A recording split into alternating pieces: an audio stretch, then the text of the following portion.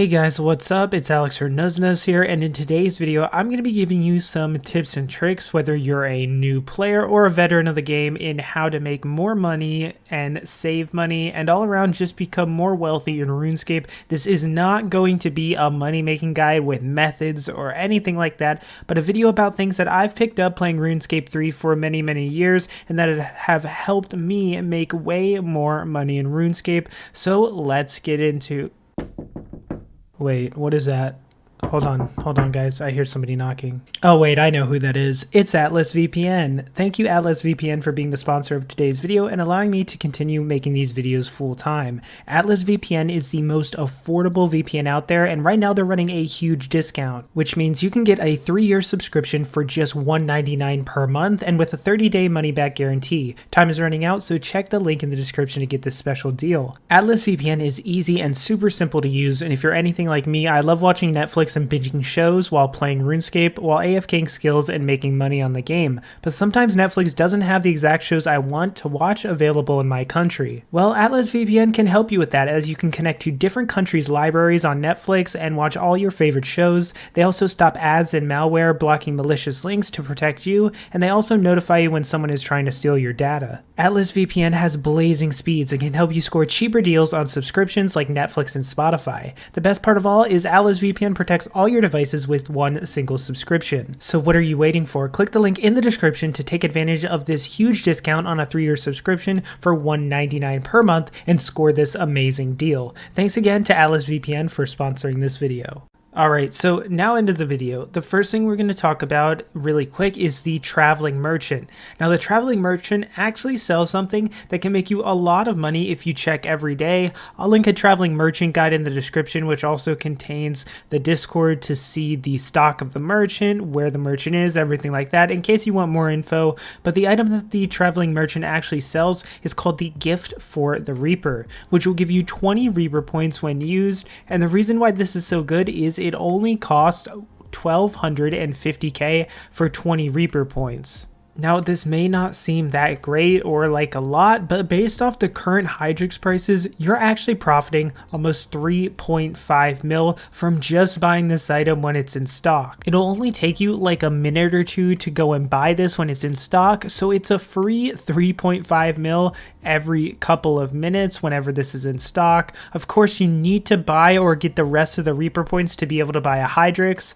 but if you buy this from the stock 15 times, you'll have enough to buy a Hydrix alone, which is 70 mil, and you'll only have paid around 18 mil GP for the points. So this is a very fast thing you can do to make a little extra cash whenever this is in stock. The merchant actually stocks these bottles fairly often too, from what I can see. So next is something that I'm guilty of not doing myself all the time, which is slow selling my loot or whatever I happen to be selling. Yes, I get impatient and dump my loot in the GE. You guys have pointed it out a lot in my videos, but you guys are right. You can actually make or save around 5 to 10% or more if you sell things slowly. Now this may not seem like much, but if you're selling a loot tab worth a billion GP or more, or that's like millions and millions of GP saved just by selling your items slowly.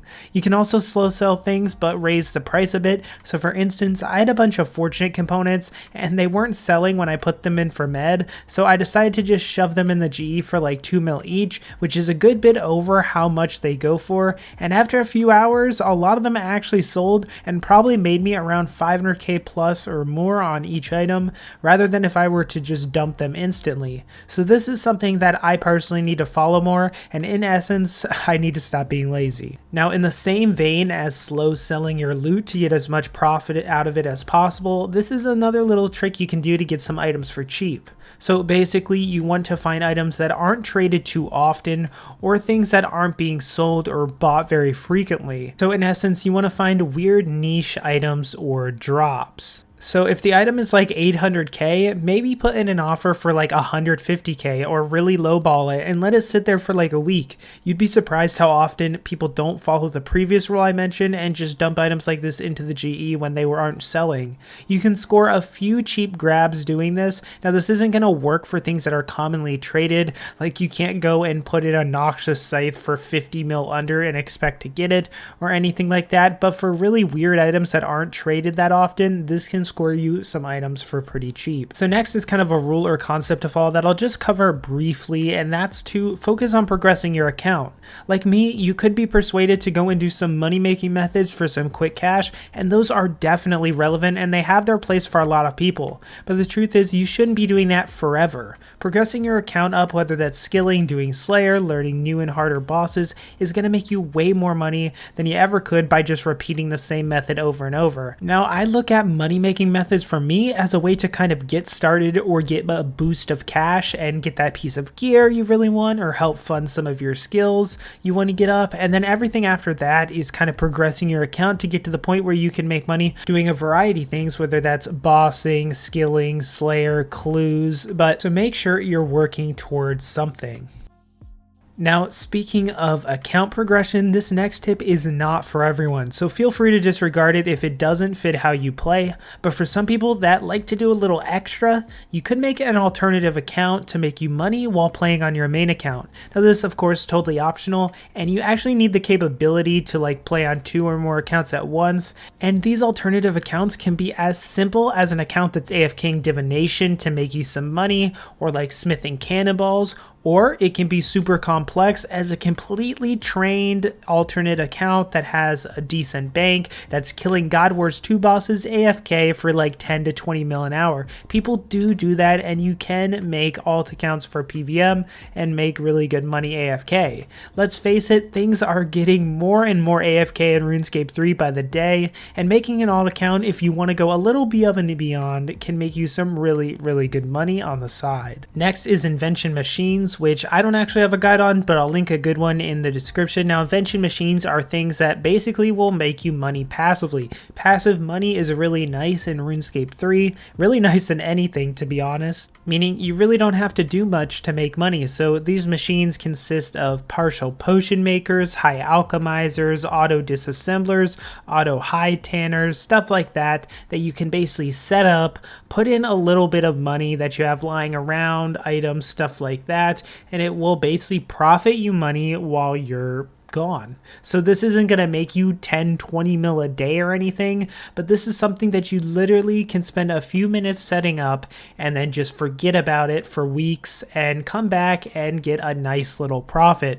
So of course, making money easier really helps because you can do a ton of other things and just have these little things making you money on the side. So this is something I feel like everybody, if they have the stats, should have one of these set up, because it's basically free money that you're missing out on if you don't. Next, this is more of a philosophical thing that you can do, but it's basically trying to do things and find things that others are not seeing or doing. So I did a video where I tried out lesser known money making methods, and I actually ended up making quite a bit during that video. And these methods basically consist of me thinking outside the box, looking into different things that people aren't usually doing, looking back at past methods that people might have forgotten about, and basically just doing something different. Trust me, there are still a ton of money making methods out there that are either undiscovered or very few people are doing that can make you a ton of money if you find them yourselves. So basically trying to do things that aren't,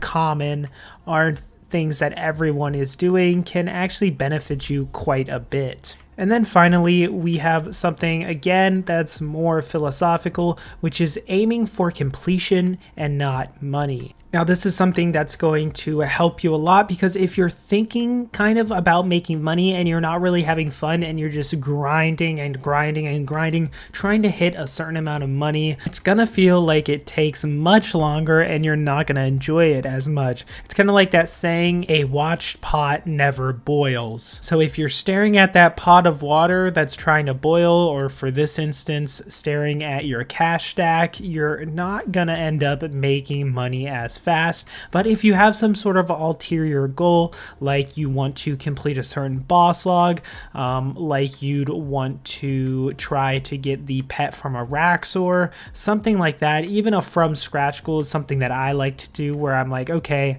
I want to try to get a Kopesh from scratch from the Magister, or I want to go and get an Ascension crossbow from scratch by killing the Rorari, getting the keys, killing the Legios.